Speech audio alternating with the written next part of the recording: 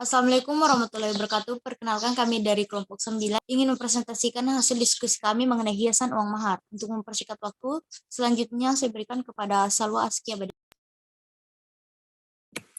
Mahar adalah harta yang diberikan oleh pihak mempelai lelaki kepada perempuan pada hari pernikahan.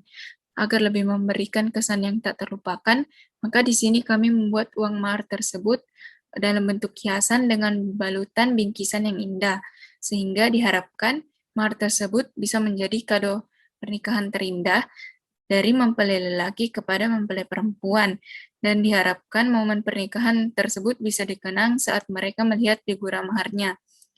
Nah, berarti dalam hal ini, kami merencanakan bisnis dalam bentuk jasa. Selanjutnya, manakah yang lebih penting, produk atau jasa? Nah, meskipun terdapat perbedaan mendasar antara produk dan jasa, baik bisnis produk maupun jasa pada dasarnya sama-sama menjual produk. Bedanya, produk menjual hal-hal yang berbau fisik, sedangkan jasa lebih menjual keahlian. Dan seiring perkembangan bisnis, tidak sedikit pelaku usaha yang menggunakan kedua model bisnis tersebut. Ini berarti, pada dasarnya produk dan jasa merupakan hal yang sama pentingnya dalam memenuhi kebutuhan manusia. Saya serahkan kepada moderator. Selanjutnya akan dibawakan oleh Marwah Fatimah Zahra.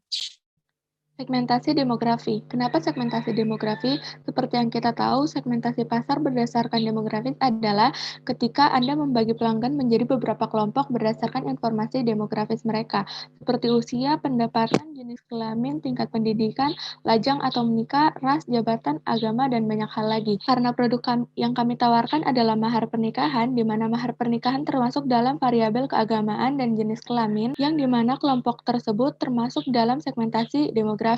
Nah, kenapa saya sebut mahar pernikahan termasuk dalam kelompok keagamaan dan jenis kelamin?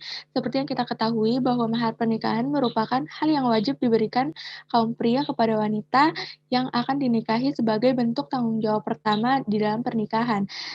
Dan di dalam hal tersebut, hukumnya wajib di dalam agama Islam. Sekian dari saya kembalikan kepada moderator.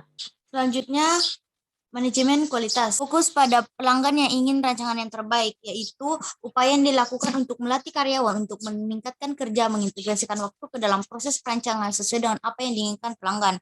Yang kedua, keterlibatan karyawan dalam proses perancangan dan pembuatan desain uang mahar, yaitu semua karyawan berpartisipasi dalam organisasi agar produk yang diinginkan sesuai dengan rancangan.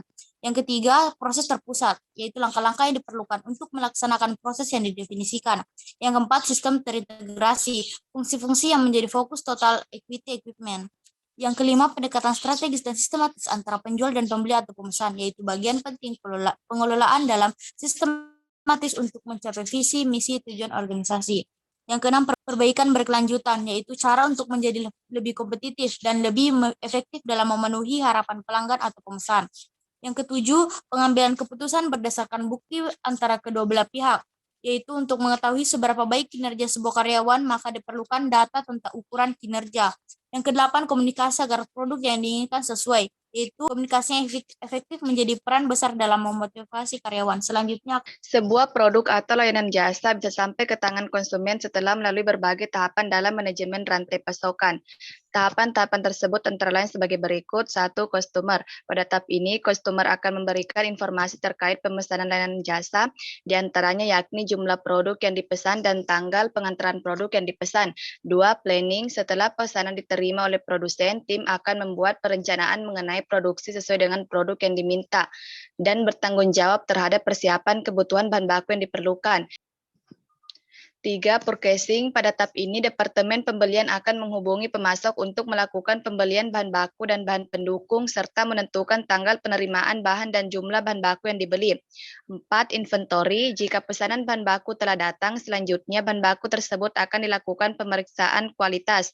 5. Produksi. Ketika bahan baku telah diperiksa dan disimpan, nantinya bahan baku tersebut akan diproses bersama bahan pendukung menjadi bahan jadi yang dipesan oleh customer.